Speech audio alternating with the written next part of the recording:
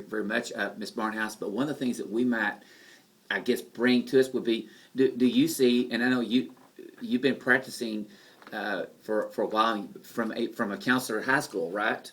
Yes, sir. As well as, as a director at the administration building. Do you, I guess, first of all, do you see the need? I'm asking yourselves questions here.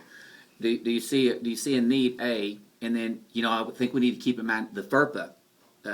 Well, that's the problem.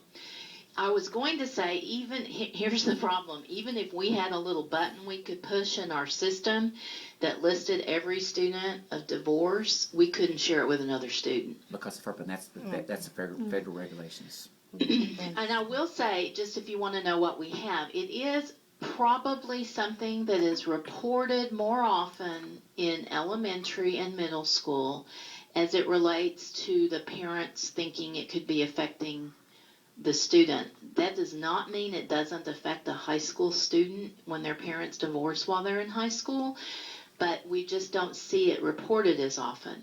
So quite often, our counselors at the elementary level in particular may happen to know that 4 or 5 of their students' parents have divorced during that year, and sometimes they do have groups for them, group counseling, so that the kids can share their feelings with each other.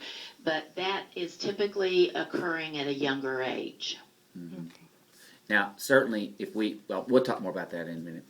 I guess my second question is, do you see the need? And secondly, you don't see any programs coming down the pike that would do that because of the things we've already outlined with FERPA? We don't have any way of tracking it, It's not one of those pieces of data that we are required to collect, and therefore, because of FERPA, it's not one of those pieces of data that we're allowed to collect.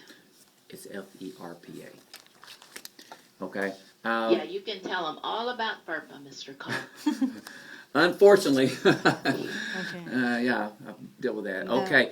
I think the rest of it we can do on the campus, can't we? Yeah. Yeah, we talk about the campus because I'm going to talk to them about some group sessions that we can organize and those kinds of things, to support students, and we can do that, and which has been done. Thank you for your time this morning, and this is Paula Barnhouse. You're very welcome. She'll actually be at your graduations, okay. and so she'll be standing at the very front down there. Or sitting.